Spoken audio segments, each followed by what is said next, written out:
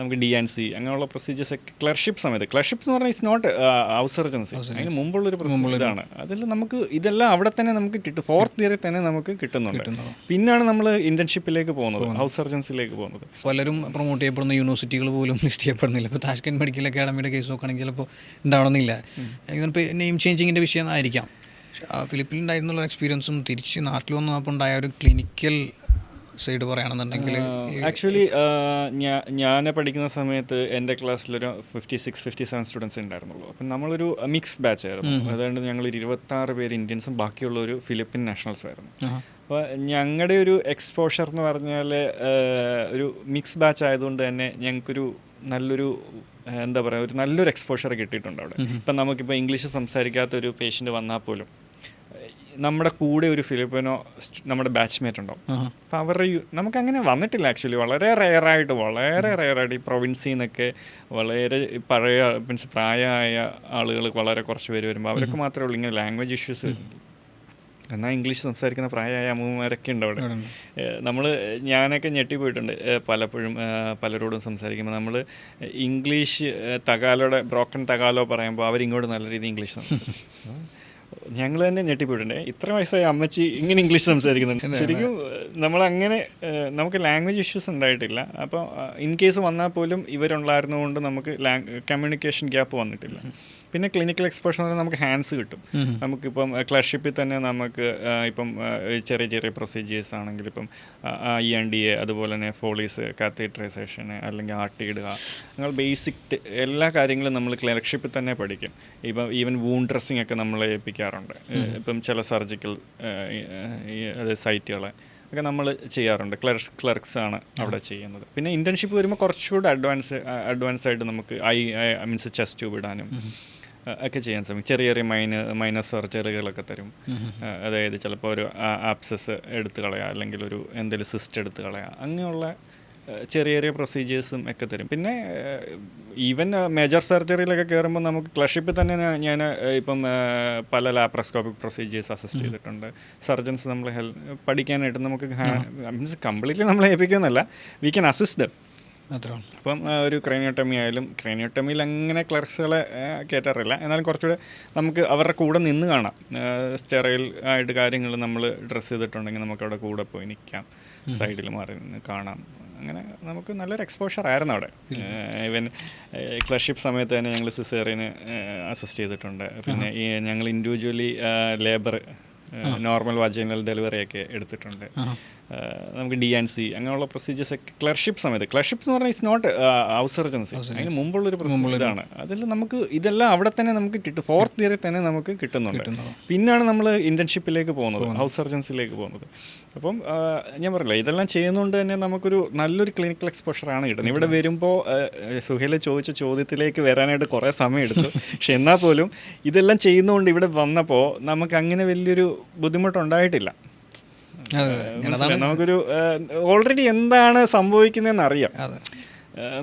പക്ഷേ ഞാൻ കണ്ടിട്ടുണ്ട് പല മറ്റ് രാജ്യങ്ങളിൽ നിന്ന് വരുന്ന കുട്ടികൾ സ്ട്രഗിൾ ചെയ്യുന്നത് ഞാൻ കണ്ടിട്ടുണ്ട്. പക്ഷേ ഞാൻ അവരെ കുറ്റം പറയല്ല. ബട്ട് ലാംഗ്വേജ് ബാരിയറൊക്കെ ഒരു ഇഷ്യൂ ആണ്, ക്ലിനിക്കൽസ് ഇഷ്യൂ ആകുന്ന രാജ്യങ്ങളുണ്ട്. ഫിലിപ്പീൻസ് ഇപ്പോഴും വാലിഡ് അല്ല എങ്കിൽ പോലും ഞാൻ അതിൻ്റെ ഒരു അഡ്വാൻറ്റേജ് പറഞ്ഞതേ ഉള്ളൂ.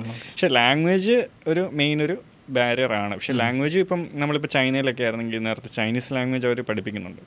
അപ്പം ചൈനീസ് ലാംഗ്വേജ് നല്ല രീതിയിൽ പഠിക്കുന്ന ഒരു കുട്ടിയാണെങ്കിൽ ഉറപ്പായിട്ടും ചൈനീസ് സംസാരിച്ച് അവർക്ക് എക്സ്പോഷർ കിട്ടും. റഷ്യൻ സംസാരിക്കുന്ന ഒത്തിരി പേരുണ്ട്, ഇല്ലെന്നല്ല, ക്ലിനിക്കൽസ് ഉള്ള ഒത്തിരി കുട്ടികളുണ്ട്. പക്ഷേ ഈ ലാംഗ്വേജ് സ്കില്ല്, അതായത് ലാംഗ്വേജ് പഠിച്ചെടുക്കുക എന്ന് പറയുന്നൊരു സ്കില്ലാണ്. നമ്മളിപ്പോൾ ഹിന്ദി പഠിച്ചെടുക്കുന്നത് പോലെയാണ് റഷ്യനോ അല്ലെങ്കിൽ ചൈനീസോ ജോർജിയൻ ലാംഗ്വേജോ ഉസ്ബെക്ക് ലാംഗ്വേജോ. പക്ഷേ ഈ ജോർജിയ, ഉസ്ബെക്ക് എല്ലാ രാജ്യങ്ങളും USSRന്റെ റിപ്പബ്ലിക്സ് ആയതുകൊണ്ട് തന്നെ അവരെല്ലാം ബേസിക്കലി റഷ്യൻ ലാംഗ്വേജൊക്കെ സംസാരിക്കുന്നവരാണ്. അപ്പോൾ ഒരു റഷ്യൻ ലാംഗ്വേജ് പഠിക്കുന്ന ആൾക്ക് ഒരുമാതിരിയൊക്കെ അവിടെ വർക്ക് ചെയ്യാൻ പറ്റും, ക്ലിനിക്കൽസ് കിട്ടാറുണ്ട്. പിന്നെ ജോർജിയനൊക്കെ പഠിക്കാമല്ലോ, പഠിച്ചു കഴിഞ്ഞാൽ ഒരു നല്ലൊരു ക്ലിനിക്കൽസ് കിട്ടും. അപ്പോൾ ശരിക്കും ഈ ഇത്രയും ക്ലിനിക്കൽ എക്സ്പോഷറുള്ള ഫിലിപ്പീനിൽ നമുക്ക് ഇപ്പം എന്തുകൊണ്ടാണ് അത്ര ആക്സസ് അല്ലാത്തത്? അതിന് ആക്സസ് അല്ലാത്തതെന്ന് പറഞ്ഞാൽ നമ്മുടെ NMC ഗൈഡ് ലൈൻസിൻ്റെ ഒരു പ്രശ്നം തന്നെയാണ് അവിടെ. ആക്ച്വലി പ്രശ്നമെന്നല്ല, NMC guidelines completely follow ചെയ്യുന്നില്ല, അതുകൊണ്ടാണ്. ആക്ച്വലി നമ്മുടെ ഫിലിപ്പീൻസിൽ 54 months ഓഫ് സ്റ്റഡി പീരീഡ് എന്ന് പറയുന്നുണ്ട്. അതായത് 54 മാസം കോഴ്സ് ഡ്യൂറേഷൻ ഉണ്ടായിരിക്കണം. പക്ഷെ നമുക്കതൊരു 48 മന്ത്സേ ഉള്ളൂ, 6 മന്ത്സിൻ്റെ ലാഗ് വരുന്നുണ്ട്. കാരണം അവിടെ 4+1 ആണ്, ഇവിടെ നമുക്ക് 4.5 ഇയർ പ്ലസ് 1 ഇയർ ആണ്, 5.5 വർഷമാണ്. അപ്പം ആ ഒരു 6 മന്ത്സിൻ്റെ ഗ്യാപ്പ് വരുന്നതുകൊണ്ടാണ് നമുക്ക് ഒന്ന് ഫിലിപ്പീൻസ് വാലിഡ് അല്ലാത്തത്, രണ്ട് നമ്മൾ NMC പറയുന്നത് നമ്മൾ എവിടെയാണോ പഠിക്കുന്നത് ആ രാജ്യത്ത് നമ്മുടെ ഡിഗ്രി വാലിഡ് ആയിരിക്കണം, we should be able to work as a doctor എന്ന് പറയുന്നത്. അപ്പോൾ ഫിലിപ്പീൻസിൽ നമുക്ക് ഡോക്ടറായിട്ട് വർക്ക് ചെയ്യണമെങ്കിൽ അവിടെ ബോർഡ് എക്സാം എഴുതണം, ഈവൻ ഈ ഫിലിപ്പീൻ നാഷണൽസ്. അവിടെ നമുക്ക് ഈ US പോകുന്നോട്ട് US നമുക്ക് വർക്ക് ചെയ്യണമെങ്കിൽ USML എഴുതി ക്ലിയർ ആയാലും അവിടെ ഡോക്ടറായിട്ട് വർക്ക് ചെയ്യാൻ പറ്റുള്ളൂ. അതുപോലെയാണ് ഫിലിപ്പീൻസിൽ ബോർഡ് എക്സാം എഴുതണം. ബോർഡ് എക്സാം എഴുതുന്നത് അവിടുത്തെ നാഷണൽസിന് അല്ലെങ്കിൽ ASEAN കൺട്രിയുടെ പൗരത്വമുള്ളവർക്ക് മാത്രമേ പറ്റുള്ളൂ. ഇന്ത്യ ASEAN രാജ്യത്തിൻ്റെ മെമ്പർ രാജ്യമല്ല, ഒബ്സർവർ സ്റ്റാറ്റസിൽ എന്തോ മാത്രമേ ഉള്ളൂ, ഫുള്ളി മെമ്പറാണെന്ന് തോന്നുന്നില്ല. ASEANലുണ്ട്, പക്ഷേങ്കിൽ അതിൽ നമ്മൾ ഒബ്സർവറോ അങ്ങനെ എന്തോ ഒരു പൊസിഷനിലാണ് ഇന്ത്യ ഉള്ളത്. പക്ഷേ അതുകൊണ്ടാണ് ഇന്ത്യൻ നാഷണൽസിന് ആ എക്സാം എഴുതാൻ പറ്റാത്തത്. ഈ രണ്ട് പ്രശ്നങ്ങളാണ് മെയിനായിട്ടുള്ളത്. ഇപ്പോൾ അവിടെ നടക്കുന്ന ഒരു മെഡിക്കൽ ആക്ട് അമെൻമെൻറ്റ് വരുന്നുണ്ട്. അപ്പോൾ ആ അമെൻമെൻറ്റ് ആക്ച്വലി അതിൻ്റെ ഫസ്റ്റ് സ്റ്റേജ് പാസ്സായിട്ടുണ്ട്. അത് എതിർപ്പില്ലാതെ 186 or 189 റെപ്രസെൻറ്റേറ്റീവ് വോട്ട് ചെയ്തതിൽ ഓൺലി 3 പേര് വിട്ടു നിന്നു, ബാക്കി എല്ലാവരും അനുകൂലമായിട്ടാണ് അതിന് വോട്ട് ചെയ്തേക്കുന്നത്. അപ്പോൾ അതിൻ്റെ ഫൈനൽ സ്റ്റേജ് വരേണ്ടിയിരുന്ന മാർച്ചിലായിരുന്നു. പക്ഷേ അവിടെ കുറച്ചൊരു ഇൻറ്റേർണൽ പൊളിറ്റിക്കൽ ഡ്രാമാസ് ഒക്കെ ഉണ്ടായിരുന്നതുകൊണ്ട് അതൊന്ന് ജസ്റ്റ് ഒന്ന് പുഷ് ഔട്ട് ചെയ്ത് ജൂലൈയിലേക്കാണ് നെക്സ്റ്റിന് അവരുടെ ഫൈനൽ ഹിയറിംഗ്, മീൻസ് അവരുടെ പാർലമെൻറ്റ് പോലുള്ള അവരുടെ ഒരു ഹൗസ് ഓഫ് റെപ്രസെൻറ്റേറ്റീവ് ഉണ്ട്.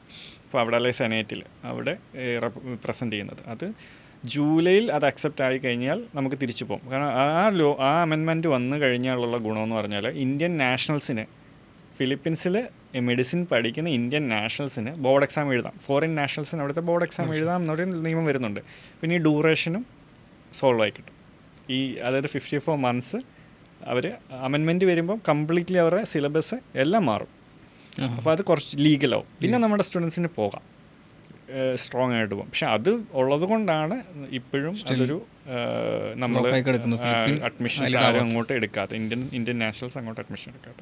But once it is all good, we can lot of students can go.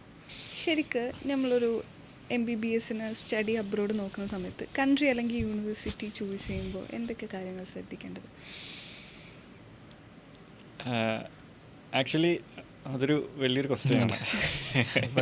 First of all കാൻഡിഡേറ്റിൻ്റെ ചോയ്സാണ് ഇതിൻ്റെ അകത്തുള്ളത്. ഒന്ന് അവരുടെ ബഡ്ജറ്റ്, രണ്ട് അവർക്കൊരു താല്പര്യം ഉണ്ടാവും ഏത് രാജ്യത്തേക്ക് പോകണം. ഇപ്പം ചില കുട്ടികളാണെങ്കിൽ പറയും എൻ്റെ റിലേറ്റീവ് ഇന്ന രാജ്യത്ത് ഇന്ന യൂണിവേഴ്സിറ്റിയിലാണ് പഠിച്ചത്, എനിക്ക് അവിടെ വേണം.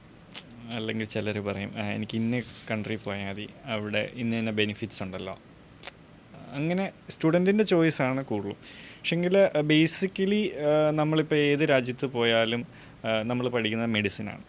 അപ്പം അതിൻ്റെ കരിക്കുലം ഇപ്പം യൂറോപ്യൻ, റഷ്യ, ജോർജിയ രാജ്യങ്ങളിലൊക്കെ പോകുകയാണെങ്കിൽ അതൊരു യൂറോപ്യൻ സിലബസാണ്, 6 ഇയർ MD പ്രോഗ്രാമാണ്.